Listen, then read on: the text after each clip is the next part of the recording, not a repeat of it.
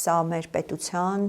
այն հիմքերը խալխլող իրավիճակ է եւ կարծում եմ, որ այս դեպքում եկեղեցին պիտի հետ քայլանի, պետությունը ընդ որում պետությունը որոշ չափով մի փոքր հետ քայլ արեց հատկապես հանրային հաղորդակցման տեսանկյունից, բայց միևնույն է, այս բախումը պիտի կանգնեցվի, բայց այն, որ մենք տեսնում ենք Պուտինի ձեռքից,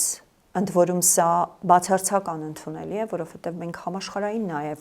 ընկալման խնդիր ունենք։ Մենք հիմա խոսում ենք եվրոպական ճանապարհի մասին։ Մենք անդադ խոսում ենք, որ օրինակ նույն Արցախի պատերազմի ժամանակ,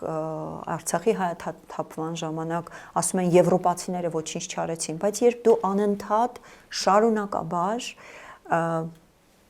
աշխարհի թիվ 1 հանցագործից վերցնում ես մեդալ, դա ոչ միայն մեր բոլորի համար նվաստացնողն է, դա մեր եկեղեցու, երբ խոսում են եկեղեցին քանդելուց, երբ խոսում են եկեղեցու այդպես կարևորությունը նվազեցնելուց եւ այլն, դրանից ավելի վատ քայլ չի կարող լինել, այսինքն երբ եկեղեցու բարձրաստիճան սպասավորը, կաթողիկոսի եղբայրը ստանում է մեդալ աշխարհի թիվ 1 հանցագործից կամ թիվ 2, չգիտեմ, եթե համեմատենք Նետանյահուի հետ, բայց ամեն դեպքում սա բացարձակ անընդունելի է